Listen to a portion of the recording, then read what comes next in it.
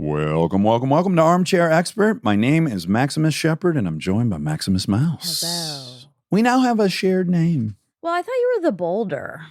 Oh, yeah. Thank you for bringing that up. Thank you. You're welcome. Do I regret it? I don't know. Is that it made it through the edits? Do people know that already? We said it on an intro once, I think, but we haven't really made it regs. Maybe you should repeat it. Okay, so just real quick, I'm trying my hardest to start a war with Dwayne Johnson, The Rock. Like a peaceful war. I'm doing it because he's a much bigger star than me, and he's physically superior to me, so I feel like I'm punching up, a little bit. Yeah, sure. And I really like him, and I want him to do the show, and he has been reluctant to do so. So my method, I tag him in these videos I make inside of my really, really, really shitty home garage gym that has black mold all over it. Because his gym is called Iron Paradise, and it's fucking a mecca for weightlifting. Yeah.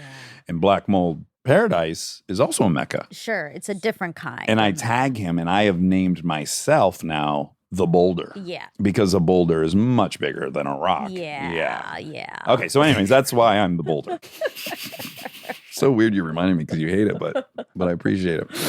Okay, today's guest is a personal friend of mine, and fucking A, did I have a riot talking to him. This was one of the funniest episodes in a while. He has a couple of fucking show business stories that just had me on the floor. Max Greenfield, I fucking love him so much. We're buddies.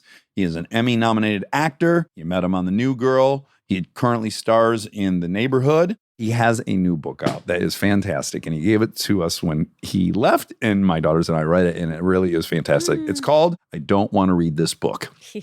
And you'll discover all the reasons that Max never wanted to read a book, and they're the reasons you already know about me that I never wanted to read a book. So please enjoy charming, good-looking, very athletic Max Greenfield. We get support from Quince.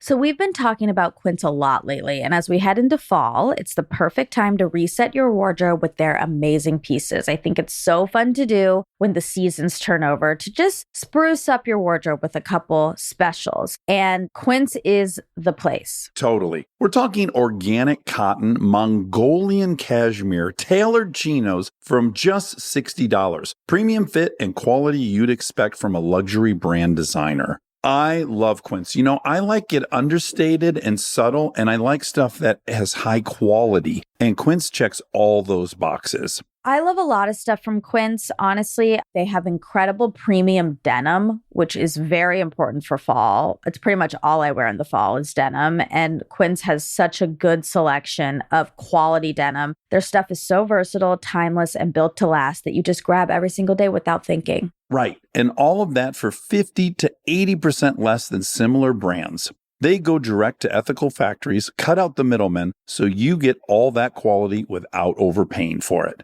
We love that. And they do way more than clothes. They have bedding, cookware, bath essentials, travel must-haves, same deal, and great quality. Upgrade your everyday. Download the Quince app for app-exclusive offers or go to quince.com/Dax. Get free shipping on your order and 365-day returns. Now available in Canada and the UK too. That's QUINCE.com/Dax.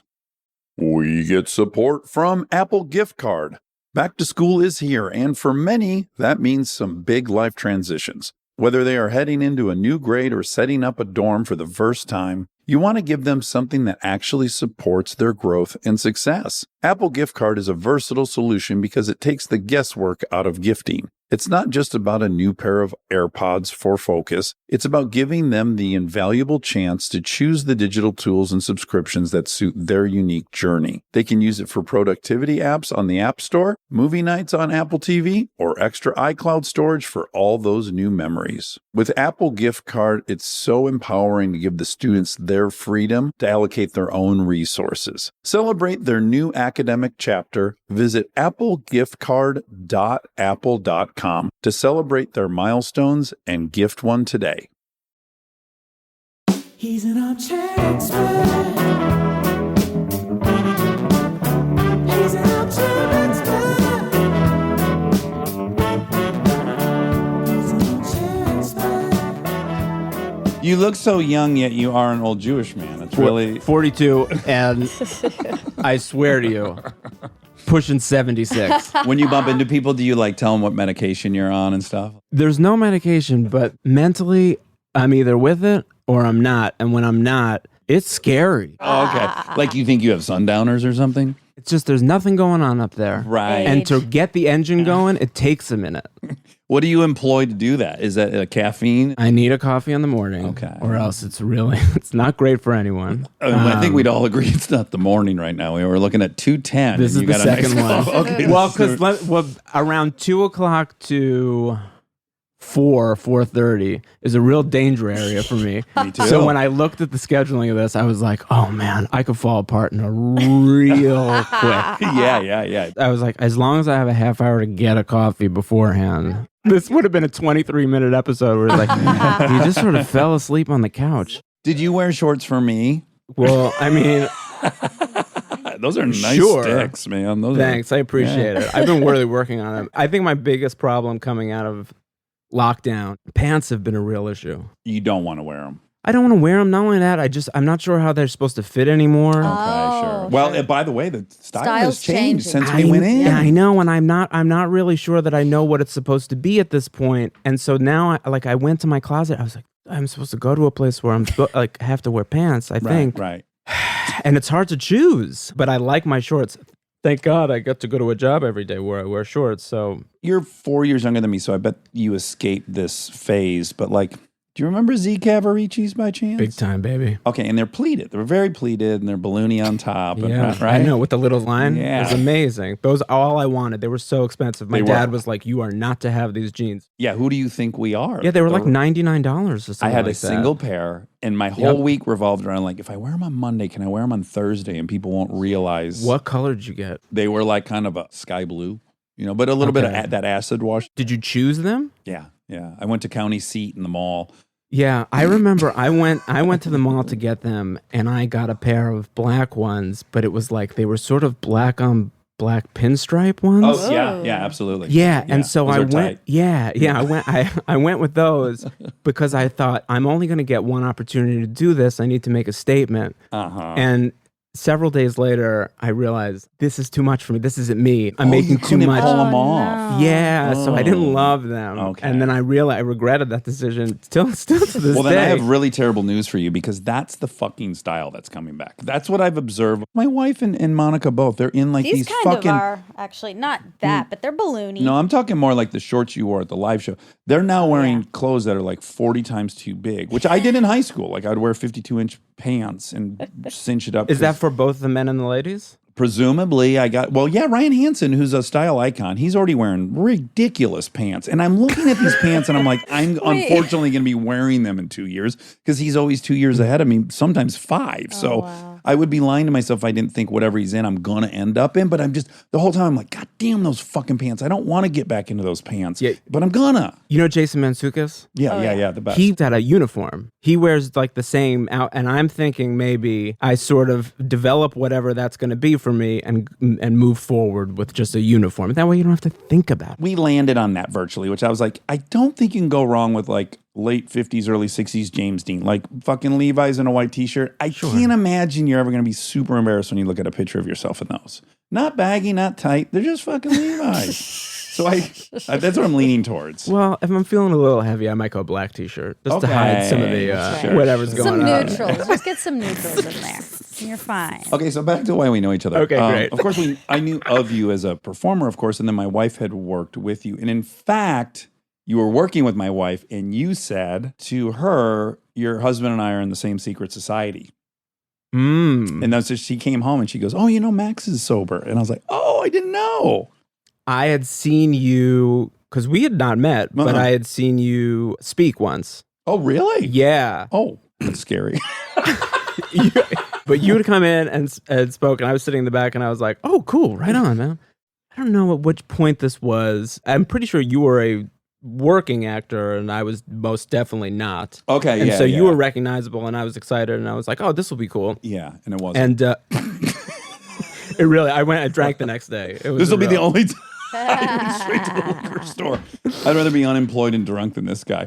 I didn't get sober till after I was working. After I was I'm punked. Yeah, so that's where we differ. I got sober, and then it wasn't until 5 years later that, I think it was 5 years to the day, that we shot the New Girl pilot. Oh, really? Yeah. Well, so I found that out about you. And of course, that always elevates someone immediately in my mind. Like, oh, good. Now I can't wait to meet him. Oh, I can't wait to bump into him, blah, blah, blah. Then to my great delight, you showed up into this meeting that I had been going to at that point for like 14 years in someone's living room. And just elated, I'll speak for myself. I felt like I got along with you wonderfully immediately. Just like adored you right out of the gates. Yeah, I mean, I think one of the things that I love so much about sobriety in general, or especially connecting with other sober men, is the laughter. And there's some people who like to do the bits and laugh and have a good time with it. Sure. There's no reason we should be a glum lot. As No, they say. no. And you find those people who can laugh through it a little bit. I have to, because it can get so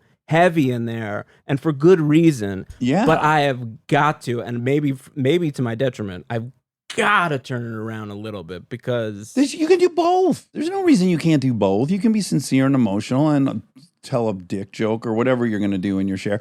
But this is my pet peeve when I see AA represented in film and television. Mm-hmm. It's always that fucking dolly shot, slow pushing. The guy's like, yeah, my daughter found me in the back seat of my car. I hadn't been home in 2 weeks. That is not a fucking meeting. That was a pretty good audition. Oh, okay, thank you. I got it. That was good acting. That's my pet peeve about. Do you have any issue when you see it represented? Look, I think it's really difficult. Oh God, yeah. I think typically it's done from the perspective of the person who's getting sober, which I think is a mistake, because you are asking an audience who most likely is not dealing with addiction and doesn't struggle with that stuff and can't relate to any of it. Yeah. And the person whose perspective it's from, like, or who wrote it, or who's thinking like, I've got to get these ideas out, forgets that as addicts, we're crazy. Yeah, we're crazy. Yeah, our brains don't work like normal people. And what we think is a sane idea or makes total sense does not. Yes. To the masses. That's right. In your own life, if you've ever been in a big car accident and then everyone's okay, the elation that follows. If you're in a building fire and you get out when you've been in a fist fight with 5 different guys, the wrap up, even though someone's got a broken nose, is elation. Like, you got to remember, everyone in there is like, they just dodged death. There's some levity to it because you're like, oh, fuck, I got out of that. Oh, my God. Yeah. I guess I find that the shares that I would hear in a movie, I generally, if I were directing, would be like, okay, now try telling that like that's your funniest story.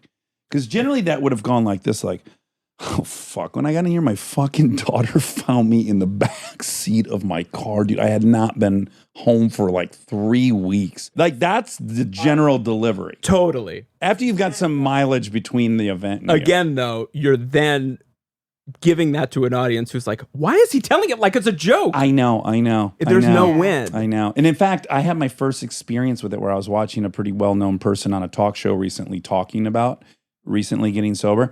And I even found myself going, a little too early for you to have this much levity about this. And I'm sober and I tell gnarly stories, but I can see where the general masses are like, there's nothing funny about any of the stuff you just said. But I had never actually felt it. And it kind of was a little wake-up call to me. Yeah, it's a tough one. I mean, look, you had asked me right before we started this, are you comfortable talking about it? And I was like, yeah, I mean, I'm certainly comfortable sharing what my experience has been. Right. And I feel very fortunate that I've had a very positive experience within sobriety and still remain sober today. Right. Might that change tomorrow? I don't know. When I relapsed and I recorded an episode of the podcast about it, I start getting phone calls from people from the program, and I don't want to answer it. You know, the last thing I want to talk about is how it happened or what I did or how I fucked up, right? But I take all of them, obviously. It's my responsibility to take all those calls. Well, one of them is you. I can see myself. I was in the driveway here, and you call. I'm like, oh, fuck, now I got to tell Max. There you go. Well, once I heard those guys on Smartless blowing you like that, I thought this guy's going to relapse within a week. I was like, fuck it. And I was like, oh, thank God that this is the call. And it's not like, brother, how did you fuck up so bad? It was literally like, I knew this was coming because you were getting too many compliments publicly. Well, it's so funny that you bring that up because I then texted you because I was listening to Race to 270, which was so... It was such a piece of artwork. It really, Thank you for framing it that way. I listened to every minute of that, with such joy. And I texted you at one point. I gave you a very high compliment, and I think you took it that way, about the show, about you and Aaron, and just the tone of the whole thing. And you texted me right back and you go, hope this doesn't go to my head and I relapse. And I just went, oh, crap. I mean, come on. And so then I went, oh, man. And then I felt bad. No, I was totally joking. That was my favorite call I got. I'm happy. Good. Because the point I was trying to make, was when the incoming message is, you did it, man.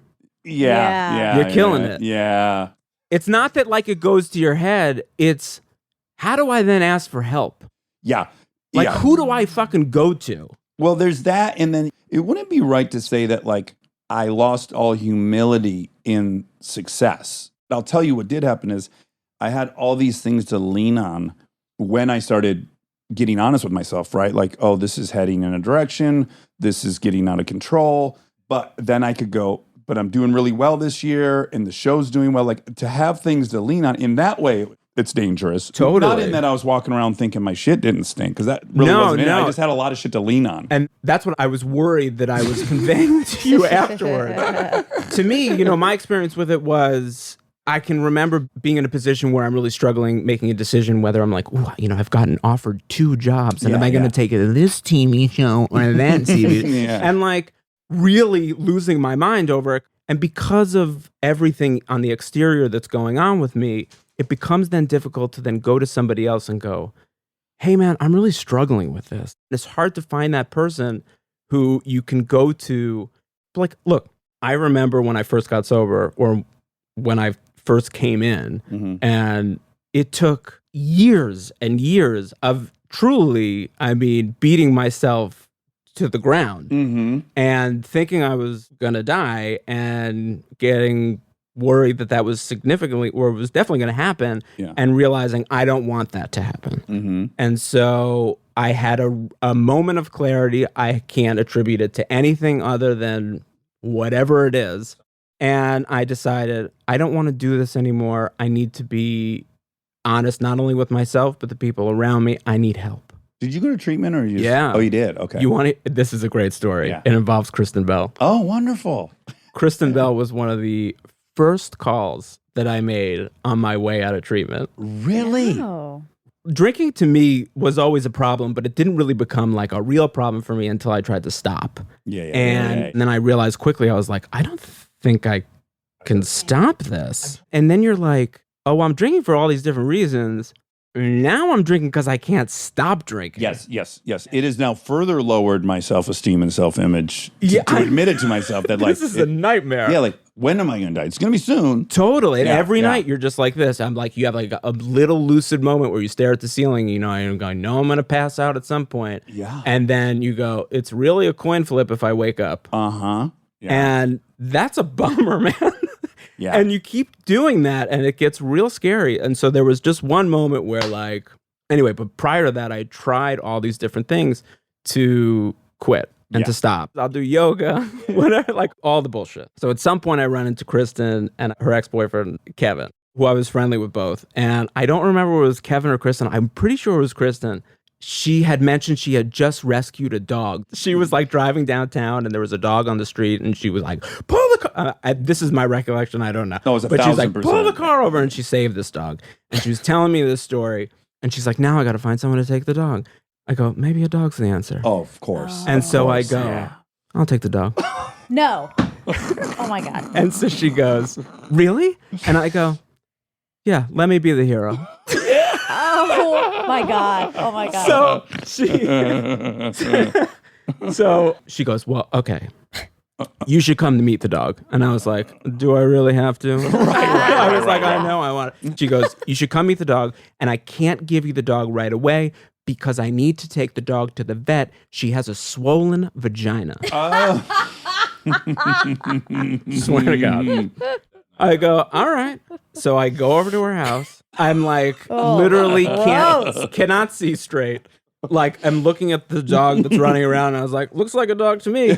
And Kristen was like, you see right here, and like flips the dog over. Oh my God. And it was for sure a swollen vagina. Irritated. Where you go, oh, that needs attention. Yeah. Thank you for that, I guess. And so Oh man. And so I was like, all right. So I leave her house. And you take the dog. No, because Oh. she had to take it to the vet. Yeah, we got to sure. get that vet. And so I leave. I go to the pet store. I buy dog food and a bowl and all the shit because I'm ready. I'm like, in a week, I'm going to have a dog. Yeah. Come that Thursday, I'm out and 30 vodka tonics in, I was like, I need some help, man. This isn't going well. Yeah. And the next day, I'm in treatment. Oh, wow. Oh, so you just ghosted on this big vagina dog. They take my phone. They take everything about my me. God. And for 30 days, like one of the things going through my head, which is at this point very little, was like, oh man, I think I got to tell Kristen Bell I can't take the vagina dog. Oh, my And so Oh, wow. I get out. And of course, you're like, the whole time you go, oh man, I hadn't had a drink in 30 days and I don't even remember how long. Right. And so I was like, man, I'm really going to get my life together. I got all this stuff to do. I got to communicate with all these people. You know, the world is waiting for my return. Yes, And I was exactly. like, I made 4 phone calls, told my parents I was okay. And then other than that, I was like, shit, I got to call Kristen Bell. And I don't fully remember how it went down, but I just remember calling her. There's a good chance I was crying because I felt so bad. Sure. And was like, I don't think I'm ready for this kind of responsibility. I hope the dog is okay. I hope her vagina's fine. I'm so sorry, but oh God, this kills me. It would be wrong for me to take the dog. Oh, my I God. wonder if that ended up being Lola. No. No. I feel like sometimes she had elephantitis of the vagina. I feel like that's something that got Okay. treated over the Maybe years. it's a dog. Maybe there's a high Common, percentage yeah. of a dog. I have a question. You said addicts are, in your words, crazy. Sure. They have a similar brain. You guys share a similar brain, all of you, I think.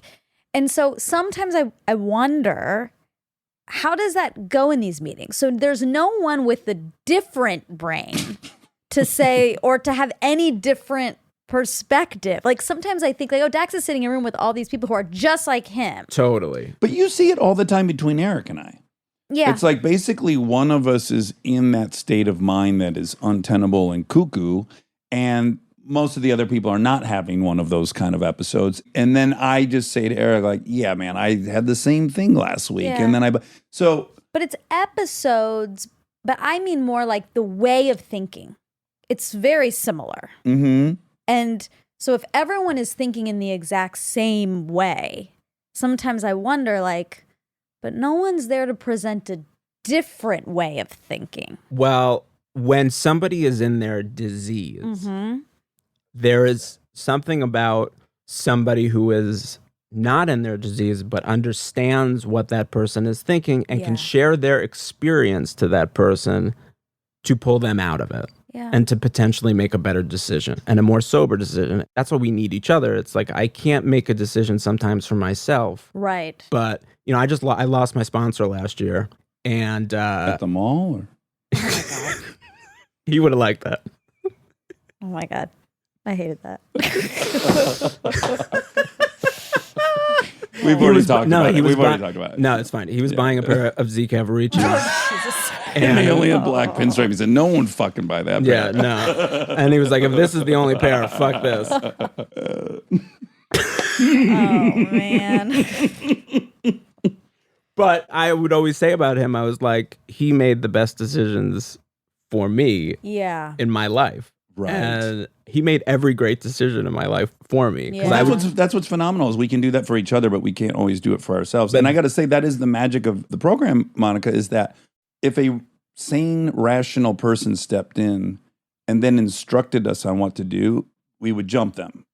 No one's allowed to tell anybody what to do. So all that can happen is something they're going through can remind you of something you're going through, and you simply share the experience of what you went through.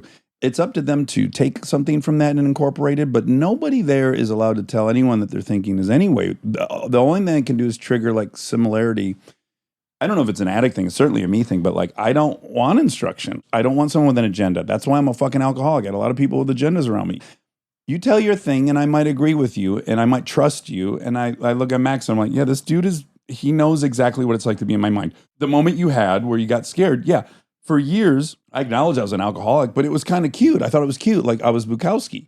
And then I was in my kitchen one time in my 1-bedroom apartment and I said, oh, this joke is for real. Like I thought, yeah, I'm an alcoholic. And then I could at some point maybe decide that wasn't going to be my identity, but that opportunity had passed. And it is a feeling of, for me, claustrophobia. Like I'm trapped.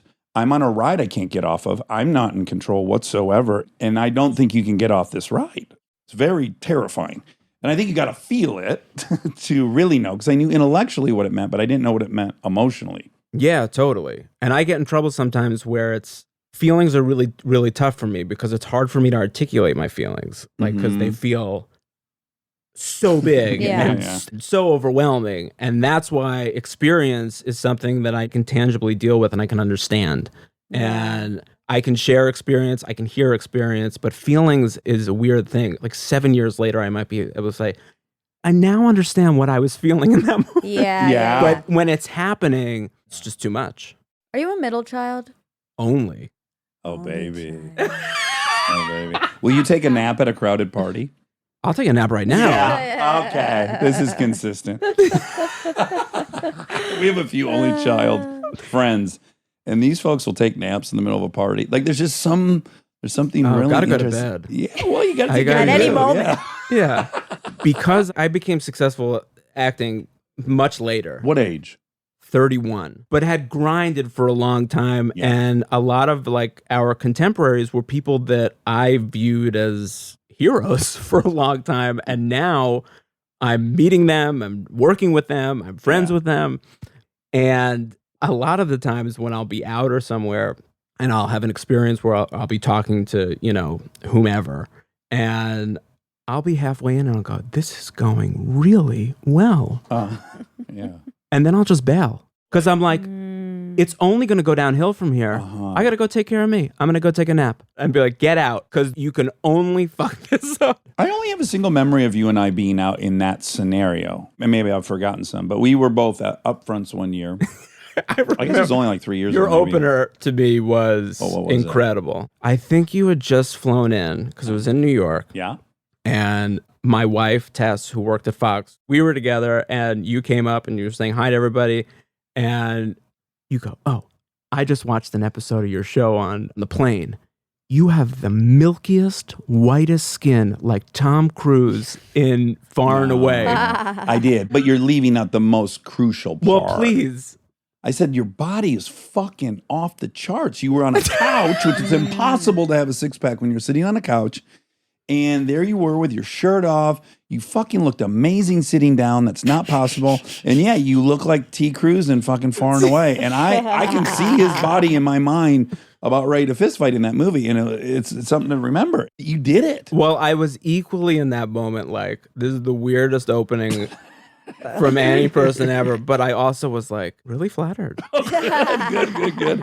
That's Appreciate the it. balance you strike often. Well, that brings up, I was going to dole this out later, but what's really kind of fun about the show is I sometimes have friends on and like, I don't really know about my friends or I know about your journey being a father. Like I know that really well because of our program. Yeah. I get to hear you share about being a husband and being a father, but like, I don't know who you were in high school or anything. So I saw that you were a fucking wide receiver in high school. And this is very off brand for I would one of not us have expected that. right? One of us show business folk. Wow. Did you play high school football? No, I snowboarded and drag raced. I went to a high school that had like a storied high school football team. Where's Dobbs? Dobbs Ferry is in upstate New York. Okay. It's in Westchester. 25-minute train ride to the city. Okay. But it was also very, very small. We had a small high school. I was like, I guess I'll play football because all of our friends played football. And you were like, that seems like the thing to do. Yeah. And then after the games, you get to go out. Yeah, It's you get great. to go wild. Sure. Yeah. Yeah. So that's really what I was sort of looking for. And you're with everybody. It's a good time. I was terrible. Okay. Horrible. That's reassuring And a I little bit. for sure got a concussion.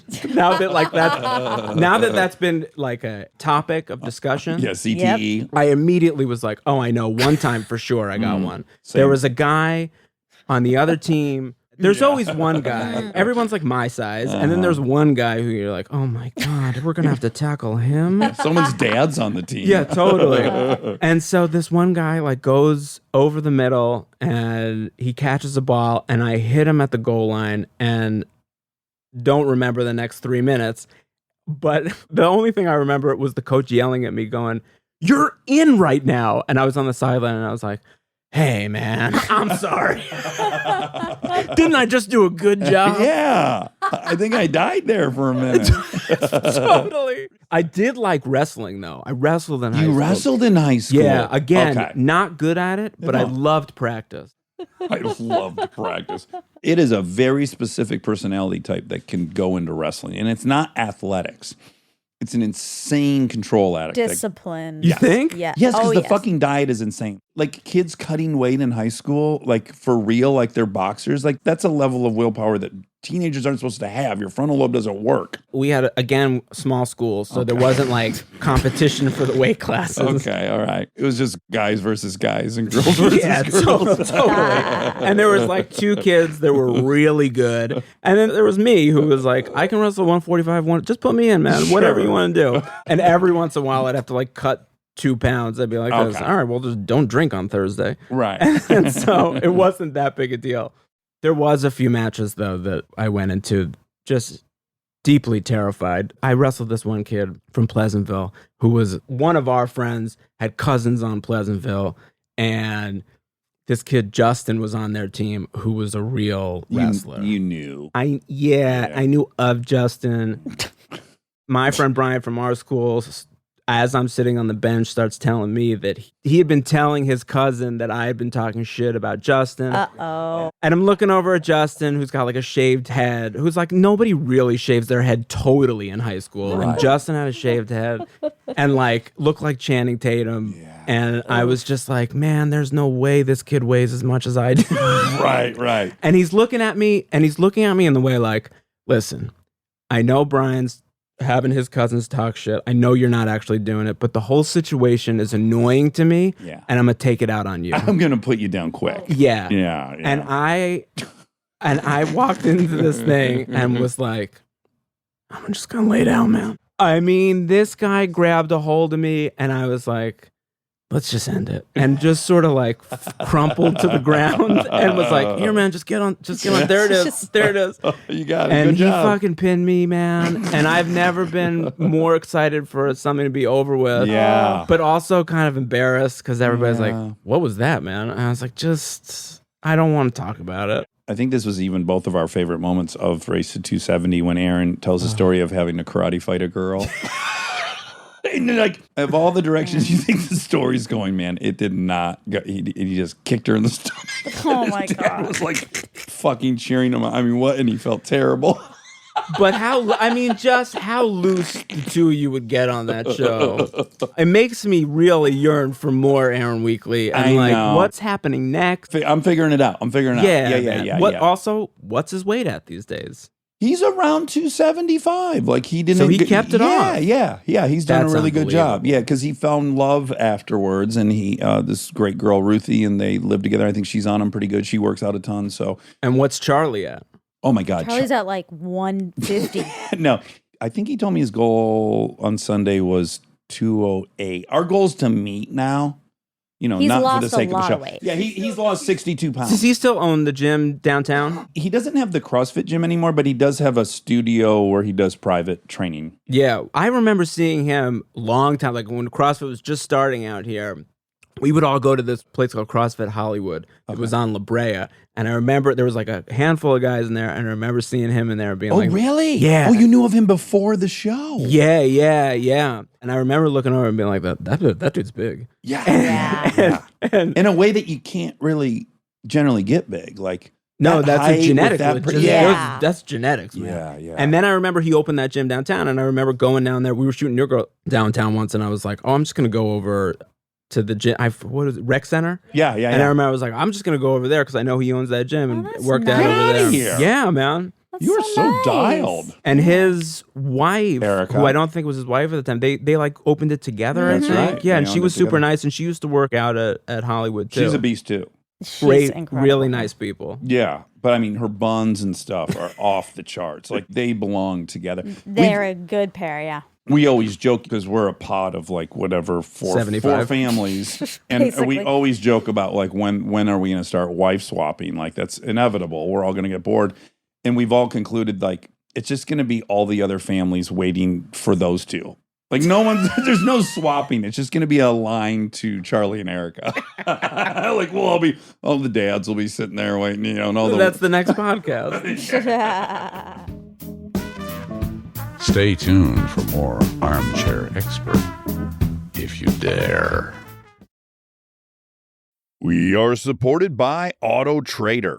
All right, if you've been putting off car shopping because it sounds like a whole thing, buying your car online on Auto Trader makes it way easier, really. You can shop tons of cars online, compare prices, check financing and trade-in options, all from wherever you are. And if you want to start online and go to the dealership for a test drive, you can do that too, really. What I like is the flexibility. Start online, finish at the dealer, or the other way around. Your info stays with you, so you're not starting the process from scratch. Plus, you're working with local dealer listings, so you've got real people helping behind the scenes. And when you're ready, you can pick up your car or have it delivered. Really. Buy your car online on Auto Trader. Really.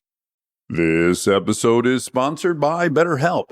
You've heard us talk about BetterHelp for a while, but I don't know that we've ever talked about how much people love this service when they use it. BetterHelp has an average live therapy session rating of 4.9 out of 5 based on over 1.7 million client session reviews. And you can check out the reviews yourself at betterhelp.com/reviews to see how much they love BetterHelp. Knowing that kind of service feedback from real people speaks for itself. I'm a huge proponent of therapy, as we've talked about before. I've learned so many things about myself that I believe truly only an outside, objective person could help me come to. BetterHelp makes it easy to get started. Answer a few questions, get matched with a therapist based on your needs, and switch therapists at any time if it's not the right fit. See the reviews, see what stands out, and see if BetterHelp is right for you. Visit betterhelp.com/Dax. That's betterhelp.com/Dax.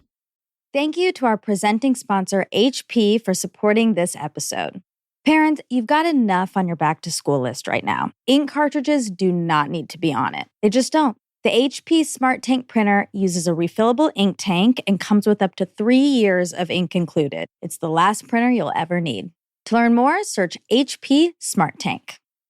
This episode is supported by Helix.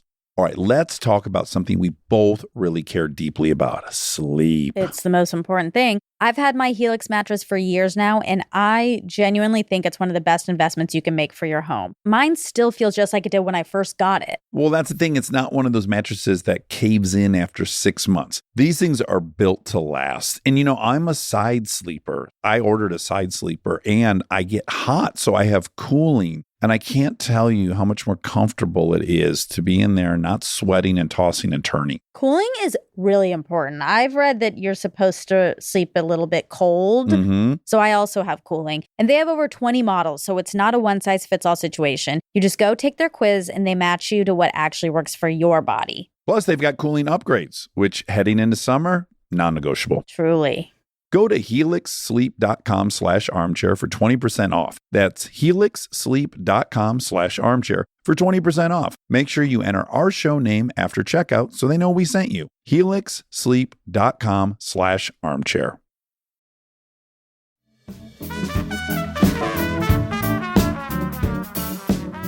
Yeah, so what dude were you in high school? You were popular, right? I guess. I think it was. You were. I gotta It's say, okay. I will. I will say this.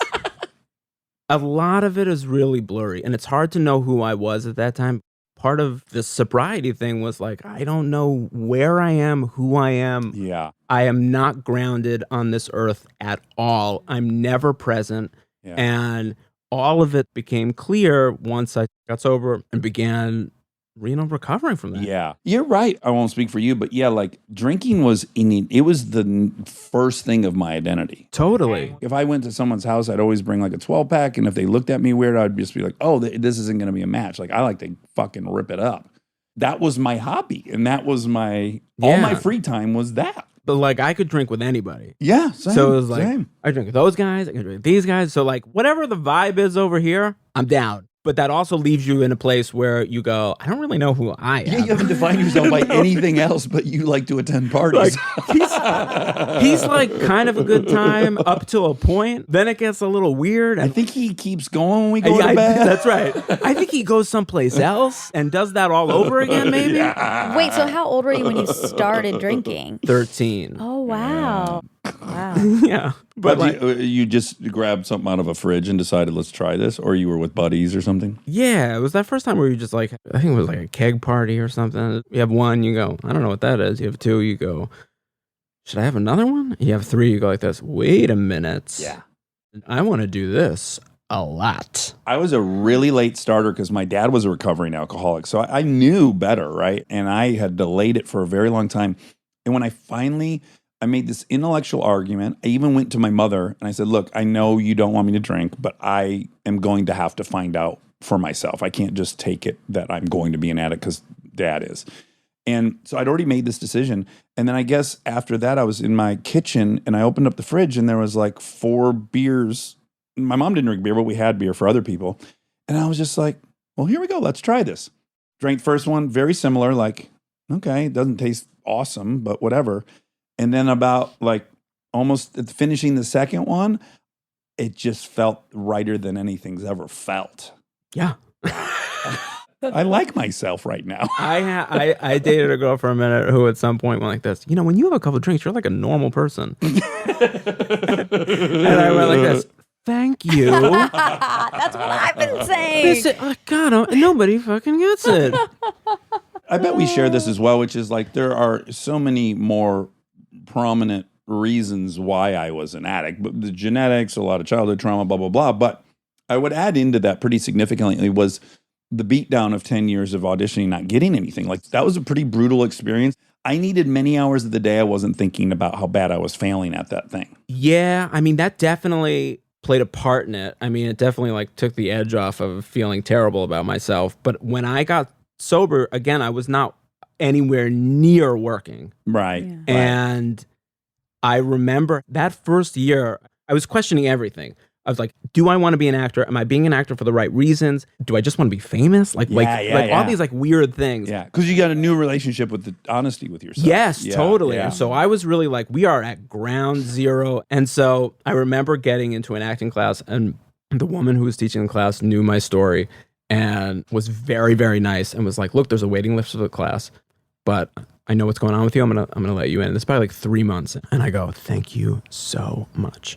And I remember like getting into the acting class, sitting down, everybody's there and we're supposed to read something. And I was like, I can't read this. Oh, really? Couldn't even speak. Oh, And wow. I go, all right, maybe that was just the day. And then at the end of the class, we got scene partners and they were like, all right, now listen.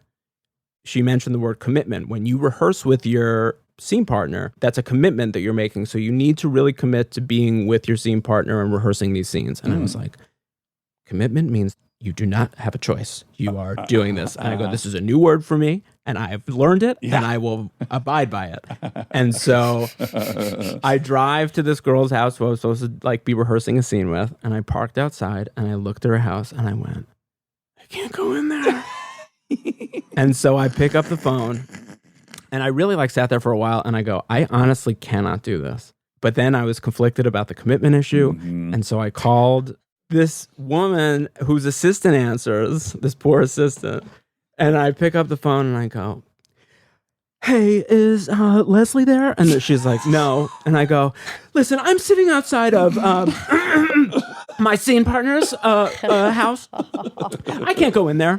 I'm not ready for this. And I started hysterically crying. Oh, wow. And it was just too much for me. And I was like, give the spot to someone else. I can't be in this class. It's too much for me. Jeez. And at that point I was like, I really don't know if I'm acting. I was like, you maybe just want to concentrate on your sobriety right now. Yeah. So then took another like 6, 7, 8 months maybe before I got into another class with a guy who just passed away, this guy, Bill Howie.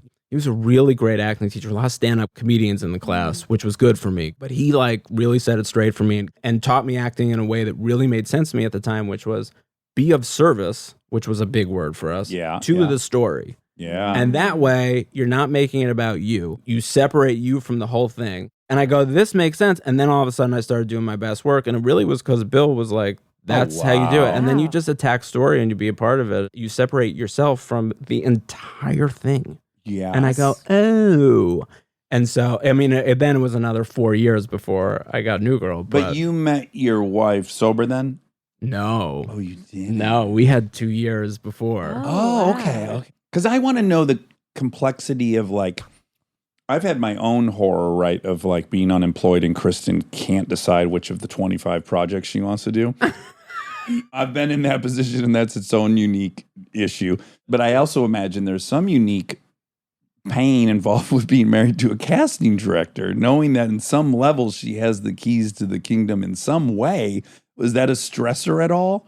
No, because, well, will she be the first to point out, be like this, you're going to talk like that in the audition? She, in my favorite way, is so beautifully honest with me and knows exactly how to handle me. And is so much of the reason that I feel like I'm able to be a good, not only a good husband, but like a good employee and a good father. Do you have the perverse coveting of the brutal truth as I do? Oh, it's all I want. Yeah. Is there like childhood stuff where it's like, I want the truth? Well, my mom, who only came from a place of love, was always like, I mean, she'll do it with my daughter. Like, we bought these architecture Legos. And Lily, my daughter, will put together like 4. And my mom will be like this, she's Frank Lloyd Wright. And I'll go, all right. I can't do this. And at some point I caught on to it and I was like, I know you love me. I do.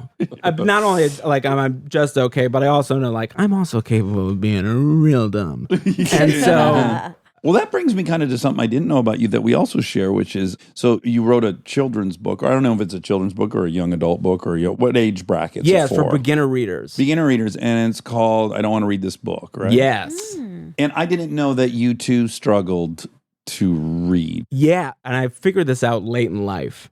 I was going around to all these colleges. For whatever reason, there was like a time in my life where I had a lot of colleges that were reaching out and saying, can you come speak? The first one I did was Syracuse, and I looked out, and there's like 1,000 kids out there. And what are you supposed to say? Like a commencement speech or something? it's like a Q. This one was just like, it was not even like, just like go talk to the kids and like do like a advice fun. Yeah, and then it becomes a Q&A. Yeah. Sometimes it was a speech. Most of the times it was a Q&A. And, you know, for the most part, they just want you to be able to like, Schmidt. Yeah. And you're like, right on, yeah. man. And so I looked out at this audience, specifically the first one in Syracuse, and I was like, I just want to let you guys know something. I'm looking at a bunch of students, whether you're freshman or sophomore, junior, senior. Like, I went to college for a year, didn't do a thing because I couldn't do a thing. And I'm so impressed with all of you. And I want you to be impressed with yourselves because this is something that I could not do. Yeah. And then I started thinking about it because when I initially said, I was like, if I went back to school now, You could do it. I could do it. Yeah. And then I started thinking about it and I was like, I don't think I could. And I started to realize like, this is a real issue. And then like the lockdown happens and all of a sudden I'm now my daughter's teacher and it becomes really clear to me. Not to break our anonymity, but I do think most of your shares during this period were solely about teaching your kids. Oh, all of it. Yeah, All exactly. of them. That's hard. Yeah. Was just like, here's a curriculum, teach your child. And I was like, I can't do any of this. Yeah. And it dawned on me like, oh, this is a real problem. And after doing some research, I was like, oh, I'm fully dyslexic. Yeah, yeah. And not only am I dyslexic, I used to think that dyslexia was just like you flip words or like you read Yeah, it backwards. yeah. No. Yeah. And I deal with it really organizationally. If I'm reading something that, I mean, this is very alcoholic, but like if I'm reading something where I know there's like a carrot at the end, I can steamroll through it. Sure. But if you're just like read this to read it, if it doesn't get me in the first 3 pages, I'm like, this is torture. And it's really, really difficult. Yeah. And so I'm going through this and I'm like I can't be the only person who feels this way. Yeah. And so I had somebody reach out to me and ask about the opportunity to write a children's book. And I was like, well, if I was going to write a children's book, it would be called I Don't Want to Read This Book. And it would be all the reasons you don't want to read a book. But at the end of the book, the child has read a book. Yeah. And so then I started to write the book and I realized, oh my God, what was just like sort of like a fun idea really became something like, oh, this has been my struggle for 40 years. Yeah. Are you reminded when teaching your kids? Because so I have 2 kids. One of them learned to read in 30 seconds. Like I couldn't believe it. And then the other one's kind of like me.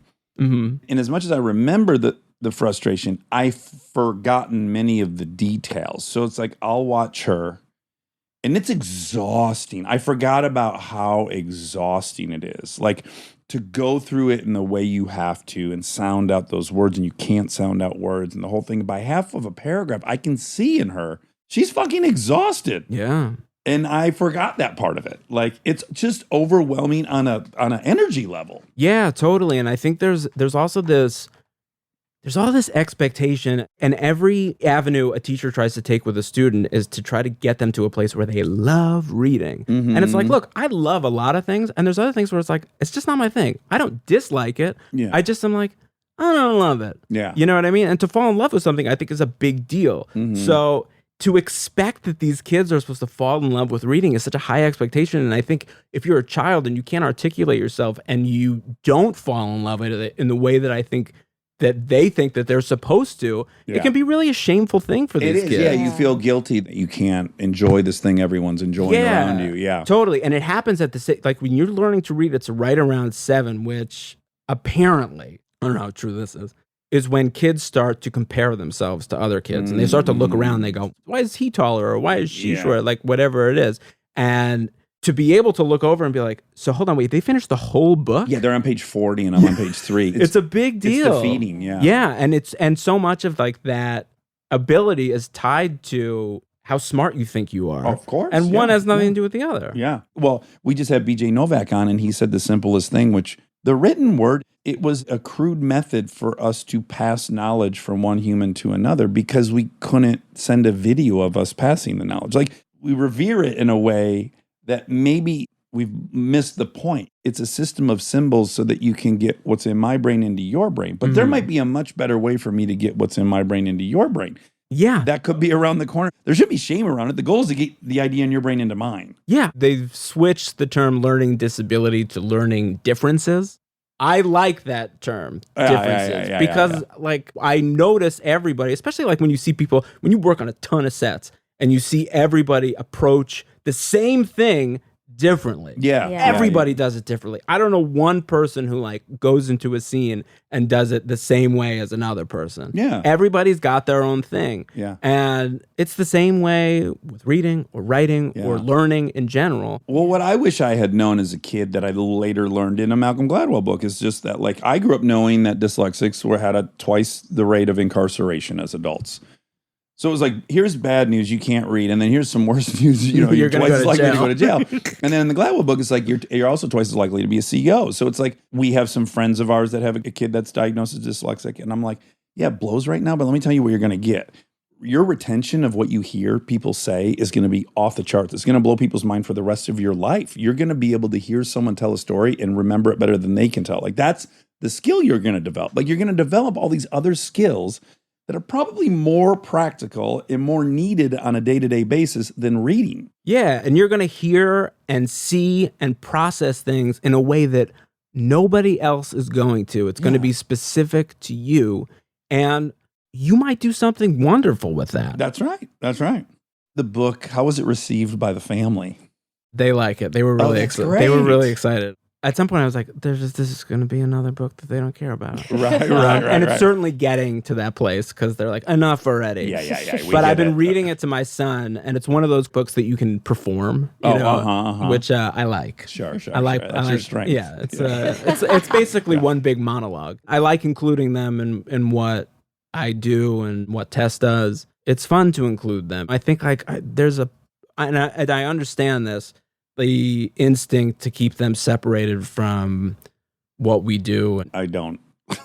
I've had a lot of fights about this. Lily would come specifically when we were doing tape nights for the neighborhood, and she would hang out every Tuesday night at these tapings. And I'm like, you're at work when you're here, and the PAs would give her a headset, and she would be part of That's cute.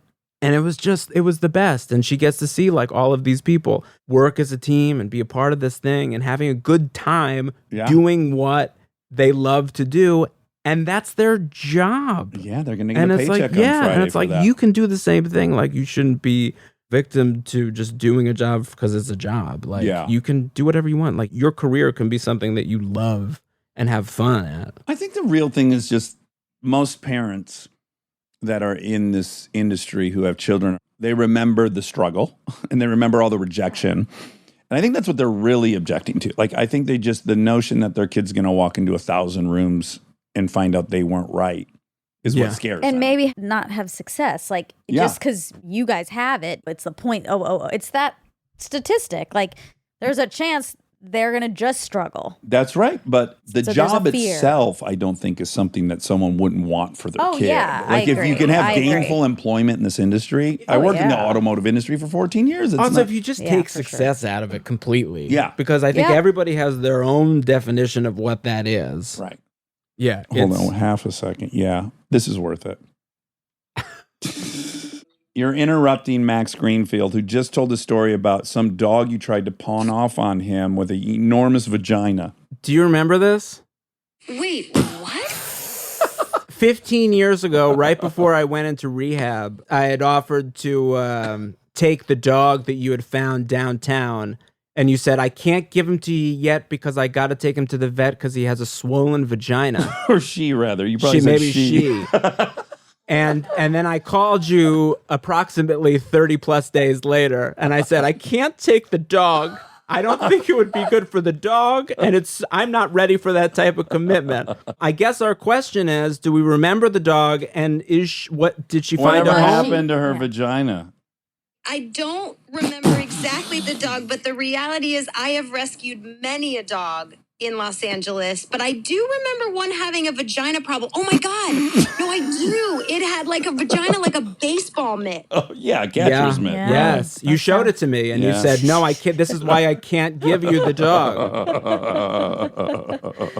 Well, as you can see, we're a little busy, but I thought it would be worthwhile since he just talked about this elephantitis of the vagina dog you were trying to pawn off on him. Appreciate it. Well, I'm busy too. I'm in the middle of Squid Game. I just thought I'd call and say hello. What episode are you on? 3. What a fucking ride, huh? Oh my God, I love it so much. Oh, well, we love you. I love you guys. I'm not shocked at all she doesn't remember that. How many dogs do you think she's just picked up off the street? You know, this was one of the things I hated about her when we first started dating. I couldn't conceptualize someone that actually cared that much about dogs. So what I thought she was doing was like virtue signaling to me. So we'd be driving and she'd scream, pull over. I think that dog's, I mean, everywhere we went, you'd be shocked how many stray dogs are running around that I never even saw. Well, But she sees one everywhere she goes. And it's such an inconvenience. We got to pull over and then you got to take it and see if it's got a chip and the whole 9 yards. But then once I realized it was authentic and I wasn't to impress anyone, I was like, okay. I was really hoping to get like a nicer button to that story where she was like, "Oh, the vagina dog went on to live." Like, She had 10 vagina pups. So before we wrap it up, I want to say I was watching the assassination of Giovanni Versace, the American Crime Story. And right when I saw you, I was like, is that Max? And I remember telling you, like, it blew my mind in a way that I was like, oh, Jesus, he can do that. You're fucking so good in that. well, this is how I've approached this, and I've found some real happiness and serenity in it. which is I love the stability of being on a TV show. It's great. I loved it when I was on New Girl. I really love it on The Neighborhood because of the hours and I get to be with my kids. Yeah. And then you leave it up to whatever for opportunities like that to come along. Right. And you get those opportunities every so often. And like, I don't know that I would want an opportunity like that on a daily basis. Oh, well, do you watch Handmaid's Tale? Oh my, I don't know how you Like, do I that. literally look at her and I'm like, how can a human endure this performance for 9 months? I mean, I can't imagine what she feels like when she gets off work. Oh, It's like its own real life torture. like I think it's a lot like the college thing where it's like I can't do this. Yeah. Like I don't Right. even think I can. I don't think I'm capable. Yeah. of doing this. That's helpful when you Totally. know that. That's Yeah. helped me make the best decisions in my life. Like, I can't sing. No, just come in and audition, just sing. They can really, no, I can't do that. It's not noble of you to say yes to that and then show up and be like Embarrass this. everyone there. Come on, and then all of a sudden everybody's like, "Oh my god, he can't sing," and then you realize like, "Oh my, I really can't do this." Yeah, yeah. With all that said, I just sang on Stephen Conrad's new thing because it was him. I was like, I'll do any. Who knows? I'll never listen because I don't want to know. Monica and I were just talking about this. Monica just finished this show called Tiny Kitchen Cook-Off. Kitchen yeah. Cook-Off. It's really miniature food. And I said to her, how'd it turn out? And she goes, I don't know. I'll never know. And I was like, we're a soul sister. I hear you. I do a game show or something. I can't. I don't need to see. I'm just like, all Yeah, right, man. that happened and I'm moving to the next thing. But I think that's the right attitude. I think Yeah. with everything, it's like you experience it, you're in it, Yeah, it was fun. you're present for it, Yeah. and then to revisit it is like Why? for what? Well, for you and I, particularly, there's only one or two outcomes. I'm the worst person to ever do this job, or I'm the best person to do this job. I And will- neither Both neither are is bad. healthy. Yeah. I end up somewhere in the middle a lot Oh, of good the for times. you. Because my expectation is Pretty low. the lowest, bottom of the barrel. You start with going, well, they somehow figured out how to cut me out of this scene. Oh, I hope that they have cut me out of the scene. yeah. And then I'll watch it. And then for the most part, I think I'm usually like, not actually that bad. Yeah, serviceable. Service, Yeah, great. yeah, and then yeah. and then I move on, never touch it again. I'm Yeah. like, I'll never think like, whoa, my God, I'm really good in this. When I go into it, I try to take myself out of it because at some point you realize, and I think you know this, like at having directed stuff, as an actor, You're not as big of a part as you think you are. no at Yeah. all. Yeah. And by the time it's all said and done, like you're just of service to what's happening there. Yeah. It's true. And that's it. And I think as soon as you get into like, this is a special moment for me, and that's when you get in trouble. Yeah, Because you're yeah, like, yeah, then you think yeah. outside of that. And Yeah. you go, When you maybe- walk into work and you're handing new pages you've written the night before. I saw an actor do that once. Yeah, I've heard some great stories about some actors doing that. My favorite is when you watch a guy who's rewritten some dialogue and then can't remember the lines that he rewrote, Oh. and then is trying to get it, and you're like, we don't know what's happening here, man. You're trying to remember lines that you No, you know. Yeah. only you know. Well, I love you, Maxie. I'm so glad that we met in that secret society and that you can call me in times of crisis and say, I knew this was going to happen to you. Your head. You're getting too much public adoration. I can count on you for that. And I hope, you can count on that from me. Man, this was the best, and this show is like, it's great. Don't be Like, careful. what? Be careful. No, but it goes back to It's an okay show. No, I know. But like it really goes to what you were talking about, where it has opened up things where you get to go spend time with people like Daniel, where you're like, how did this happen? It's suspicious. How did this Well, Monica and I are increasingly certain that we're in a simulation. For sure. You are too. Look at your life. I bet you got a speedboat or something. I'm so impressed with people who are able to embrace something that wasn't the original plan. Like this opportunity presented itself, Yeah. and I didn't turn on it or resent it or didn't like go into it fully because the original plan was this other thing. Yeah. And now I'm like running around with Daniel Ricciardo That's right. and also can still go do all the other things that was part of the original idea. It's beyond. It's bonkers. Yeah, it's silly. just it's silly. it's awesome, man. Well, I adore you, and I want everyone to buy their children. I'm legitimately excited to read this book with my 8-year-old. She'll like Did it. you have a copy in your trunk? I have it in my car. Yeah, I want one. Okay. Right. Will you sign it? Yeah. Do you know how to sign your name? It's tough. It takes me. It Okay, takes we'll me give a you while. some time. We'll It give you takes some me time. a while. All right, take care. Stay tuned for more Armchair Expert, if you dare. We are supported by HP. If you're a parent or you know one, like I do, or you can help take care of kids, you already know what August feels like. It's not summer anymore, it's the pregame. The supplies list, the forms, the "we need this printed by tomorrow" texts that come in at 9 p.m. And I say this as someone who's been on the receiving end of those texts in a former life. You're ready to help, and then the printer says no, out of ink, blinking at you, useless. It's such a small thing, but it will absolutely derail your night. So when I heard about the HP Smart Tank printer from HP, America's most trusted printer brand, I thought this is the kind of thing that actually makes life easier, not in a big flashy way, in a one less crisis way. Instead of those little cartridges that run out the second you need them, the HP Smart Tank uses refillable ink tanks, and it comes with up to 3 years of ink included. 3 years. That's 3 back-to-school seasons without the cartridge panic. HP can't fill out the forms for you, but they can make sure the printer is never the reason you're up past midnight. Search HP Smart Tank. This podcast is brought to you by Squarespace. We've talked before about Rob building our website on Squarespace, and I bring it up again because it's a perfect example of what they do well. Rob had all the pieces, the content, the vision, the ideas, but he needed something to actually take all that and make it public facing. And Squarespace was that bridge. Maybe you're in the same spot. You've been developing something, a business, a skill set, a body of work, and it's been private. It's been yours. But at some point, you're ready to put it out there, and that transition from private to public can feel like a huge leap. Squarespace makes it feel like a step. Beautiful templates, built-in SEO, email campaigns, scheduling, analytics, everything you need to go from "I've been working on this" to "here it is, come find me." All in one place, no code, no stitching together a bunch of different tools. So if you've been sitting on something and waiting for the right moment, this might be it. Head to squarespace.com/DAX for a free trial. And when you're ready to launch, use offer code DAX to save 10% off your first purchase of a website or domain. We are supported by Arm & Hammer toothpaste.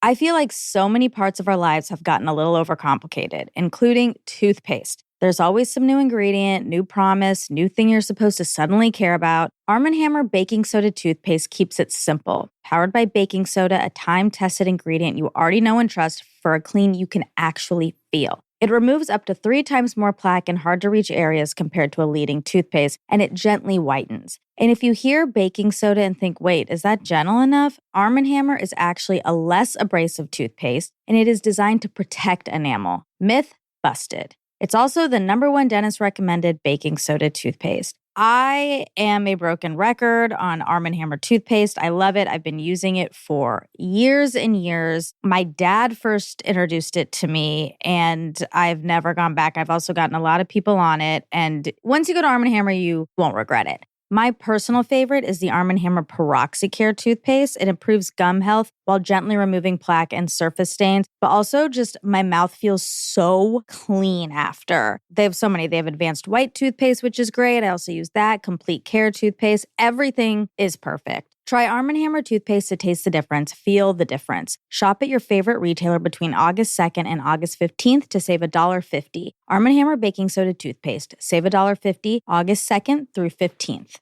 This episode is brought to you by ServiceNow.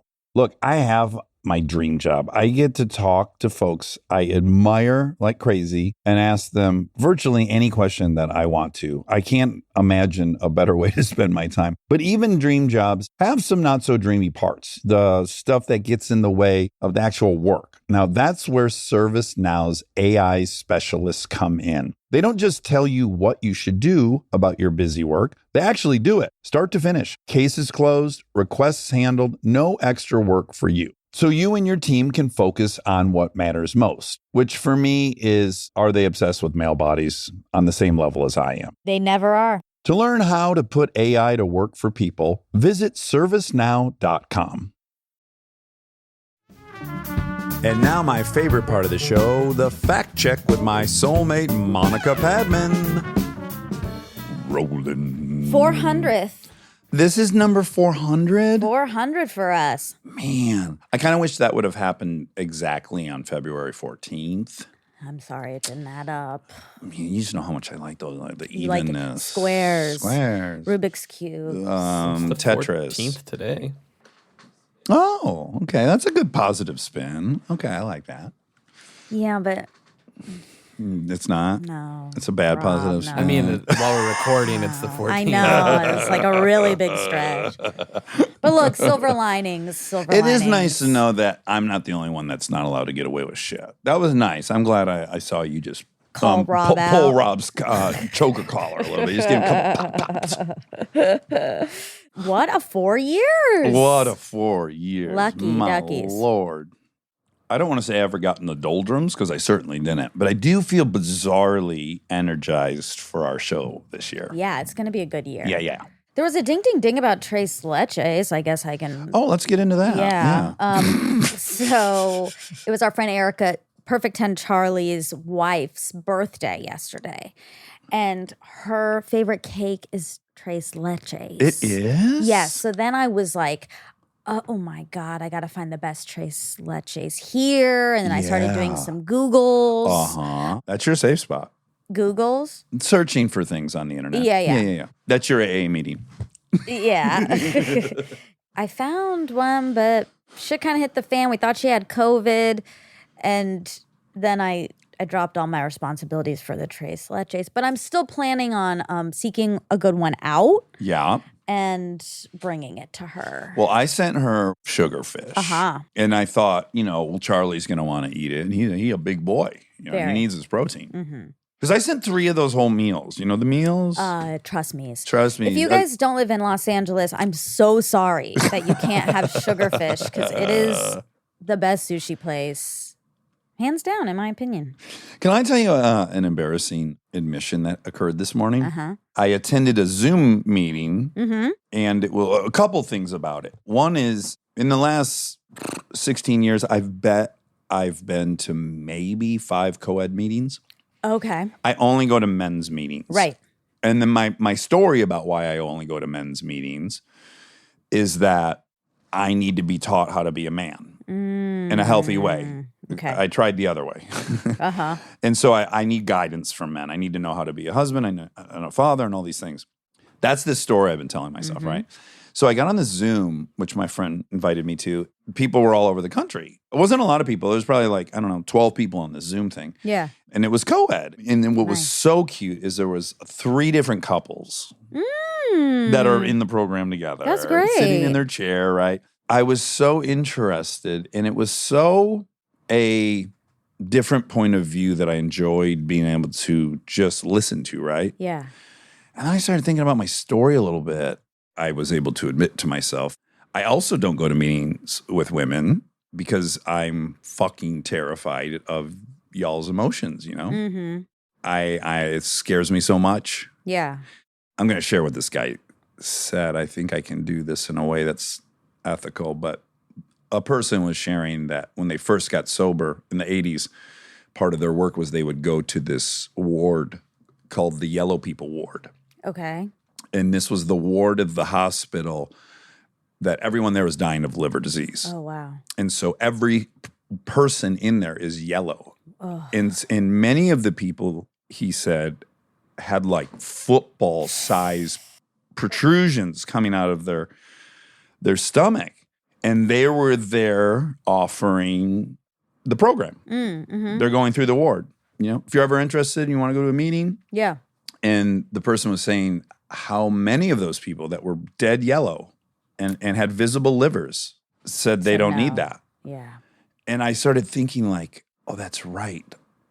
Your story is impervious to facts. Mm-hmm. And that is fucking wild. You just can justify anything. Anyone can justify anything. But Yeah. even if they know they need it, they're like, well, I'm already yellow and my liver's popping out. Like, why would I stop? A little late. Yeah. You should have showed up 12 years ago. Yeah. Unless you're ready, you'll always find a reason to But not. many of the people were literally like, no, I'm getting fluids and shit, and then I'm gonna go home and I'm not gonna drink whiskey anymore. I'm just gonna switch to beer and wine. Yeah. Like that, that level of still not realizing the powerlessness. the negotiation, all these things. Yeah. And then it was kind of ironic that I was on a co-ed meeting thinking of the power of your story and then just thinking of the power of my story and just feeling once again like how diligent I have to be to always really try to poke some holes in my story. But it's Yeah, hard. all of us, It's yeah. really hard.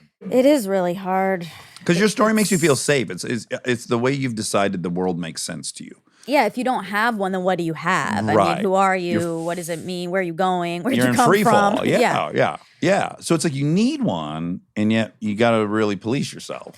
Yeah, you just can't have it be so rigid. We all do that. It's important for everyone, whether you're an addict or not, to be constantly reminding yourself that you might be wrong about what you think about yourself.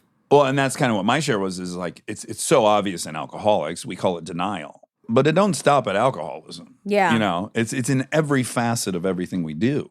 And I need to remember that as well because it's not just alcoholism that I need to. it all bleeds in Yeah. too. You know, Yeah, it's yeah. all So my friend from home, whose husband Was was murdered. murdered. Yeah.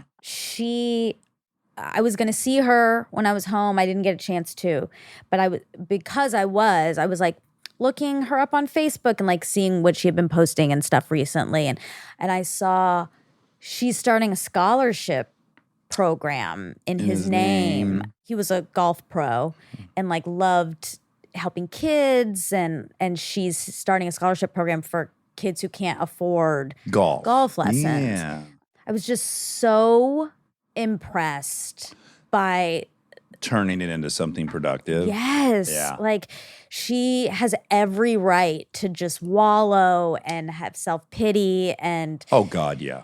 feel like why me, you know, and I'm sure she comes in and out She of has those children, feelings. right? She has 2 Yes. children. I'm sure she comes in and out of those feelings, but to be strong enough to like turn it into something positive. I was so blown away. It's really funny you tell that story, and this is far less meaningful, but I had a very similar thought. I participated in this thing that General Mills puts on, like a speaker series, and so I read a bunch about General Mills, which is like a super fascinating company. I came to find out it's like 150 years old, and you know, they started as a flour company, and at some point they had high altitude fucking weather balloons in World War II, and they're very fascinating. But the kind of cornerstone of the business is in Minnesota on the river, and they had they had 2 mills, Mill A and B, and it was like their whole investment. They broke the bank to build this facility, and it was going well, and then it burnt down. And when they rebuilt it, they switched from stone grinding flour to steel roller flour grinding, which changed everything. It made the product like way better. It was more efficient, and it did everything. Yeah. Yeah, sometimes after the very worst thing, Yeah. if you can find the will to keep walking forward, you just don't know, man. Yeah. Much less important version of that. But No. I was just thinking, like, some people can decide to embrace tragedy and take it for everything it's worth, and just do the best they can with it, and then it can kill other people or it Yeah. can drown you. Yeah. Anyway, there's only one fact for Max, Oh, okay. which was exciting because I got to text Wendy Mogul. Mogul. I got to text her because it was a Ooh. kid question. Ah, It was, at what age do kids start comparing themselves to other kids? yes. And Wendy said, age 5. She Oh. said, by age 5, children have the cognitive maturity to make social comparisons, take another child's perspective, and therefore imagine how they are perceived by others. Parents get scared of the dreaded low self-esteem, hence participation trophies and, but you're so smart, strong, pretty. And yet social comparison is not entirely negative. It can be inspirational, aspirational. I mean, again, to circle back, nothing is good or bad. It's like Yeah. there is a zone where it's like optimal. Yeah. So, as I think Brett Weinstein would point out, evaluating your neighbor's farming strategy and noticing that they're yielding 4 times as much as you, that's a time for you to think, what the fuck am I not Yeah, doing? Like, it yeah. is an evolutionary aspect to be comparing Totally. yourself to other people. And then, how do you cap that? How do you keep that in the level that's just to make sure you're getting You're the most of bettering yourself? yourself. Yes. Yeah, I agree. Yeah. Oh. It's a hard balance. Life's hard. Well, you're doing a great job. No, I'm doing an okay job. You're doing a really good job. I mean, that story you told, did I tell you I got feedback about that story? What story? The fucking the cake? The cake. Oh, yeah. Yes. My friend who I communicate on Instagram with, about that I talked to, the woman who lives in Oh, DC, yes. who I love. Yes.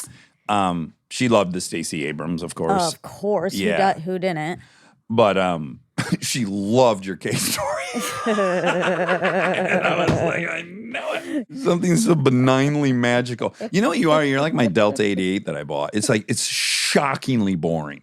I mean, it's like strikingly boring. The car. It's so bad. No, listen. That story you told is there's nothing to that story. You wanted a cake. Who cares? That's a big deal. That is the least big deal on planet Earth. And yet the way you tell it, I really thought it was life or death. That's what your magic is. That's what I'm trying to tell you. I don't want to be boring. No, my car I just bought is like, it's so, it almost looks invisible. Like if a kid drew a picture of a car, that's what this thing would be. But in that simplicity and blandness, to me, it is the most majestic car ever. Wow. Feel like it's a neg, but I'm going to take it as It's a positive. not a I know. The ability to tell a story about wanting cake and not getting cake and that I care. Well, you I know don't give what? a fuck if someone gets their cake or not. Cake is not something I do. someone needs.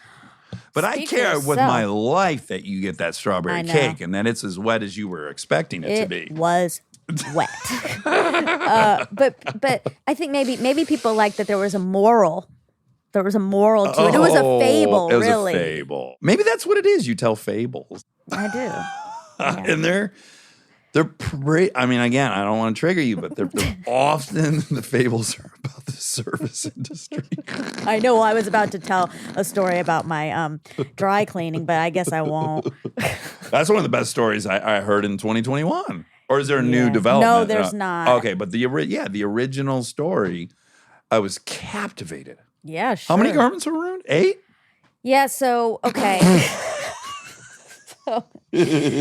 So I was planning on going home, and I've gotten horrible at managing my life, I guess. That's Sure. just, I just have. A section of your life. Yeah, like Aaron, the minutia. I've gotten really bad at handling all that stuff. I push it and push it and push it. And so I realized, oh my God, I'm going out of town for Christmas. All of my dry cleaning is here. And a lot of my clothes are dry clean only, which is Sure. very annoying. And that's my fault. I pick clothes like that. Yeah, well, you have great style, and your cardigan today looks beautiful, and I'm sure it needs to be dry It's cleaned. 100% dry clean. Yeah, it's only, everything in this only. outfit is Okay, dry clean okay, only. okay. Even the shoelaces. Yep. And I found a place that was, it said, like a 1 day or 48-hour turnaround for dry cleaning. Like an emergency dry cleaning Exactly. situation. Yeah. I set that up. They came. They picked it up. Wow. It was so exciting. What a nice I felt service. so proud of myself. I'm like, oh my God, I found this place. This is great. Mm-hmm. And then I saw the next day, it said it was going to be delivered 2 weeks later. And I was like, uh-oh, nope, I'll be Well, you gone. probably did some fast math, and you thought there's way more than 48 hours in 2 weeks. Yeah, I did. I had to stop and I count the hours. Right. And I'm, okay, Really, okay. Something's a 480 little hours? off. Maybe they dropped the 0? Maybe the promise is 480 hours? Sidebar, I did some fast math yesterday at Madewell with Laura. She was looking at a sweater and it was 40% off. Okay. And I gave her a very quick response you as to what banged the her. price was. Yeah. Nice. Yeah, I felt really Doesn't good. it feel good? It feels really good. That's why I do it, Monica. I understand. Yeah, I yeah, do. yeah. Okay, back to the dry cleaning. So then I called and I said, hey, I said 2-day dry clean only because I'm leaving. And I was like, I understand if you guys can't do it, but just please bring the clothes back then. Yeah, You can bring yeah, them back dirty, no problem. They're Sure. like, no, they're actually already clean. So we'll bring them tomorrow. I was like, great. Yeah, and you know me, I think everyone's trying to fuck me. I would have been like, those two things can't happen. You can't send me an email, it'll be there in 2 weeks, and tell me it's already done. Something stinks. It was being an optimist. What can I say? Your story. Yeah, my story is I'm an optimist. And so then they came the next day. Great. I didn't have time to look or anything. Right. And then I was packing. I opened up the bag and I was like, this sweater is a kid size now. It's for a 4-year-old. This sweater is for a 4-year-old. This sweater, it was like, I think 4 or 5 sweaters.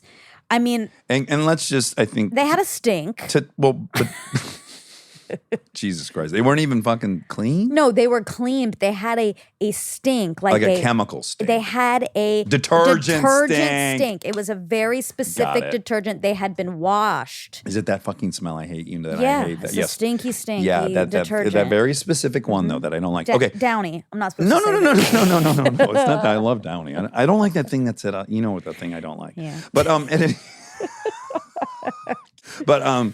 I think it's safe to say, just so that we can like set a level for it. Like my car thing is your clothes thing. Uh-huh. Yeah, like that's your big expenditure. You love clothes, and if you're gonna spoil yourself, it's clothes. Uh-huh. So I think we can all assume that there was probably a bit of money that had gone down the toilet. Yes. Yes. There was some financial damage for sure. And one of the sweaters, I was like, maybe I could wear it as a crop. Like As a bra. yeah, I'm like trying to figure out how to salvage some of this. Anyway, I just had to leave. I didn't really have time to process the trauma. And yeah, then sure.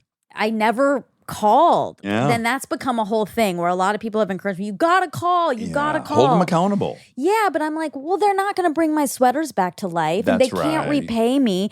So what am I Right. going to do? I'm just not going to go there anymore. They keep sending me texts. It's They- like taunting. Wait, what? Why the fuck are they texting The you? laundromat's like, here's a special. I'm glad you're calling it a laundromat because that's what they did. They took it to the fucking lavanderia and they dumped a bunch of that stinky fucking shit I God, hate. it smelled bad. Yeah, of course it did. And then they ruined everything you own, and it cost them 75 cents in that big fucking industrial washing machine. Yep, that's right. And they ruined thousands of dollars worth.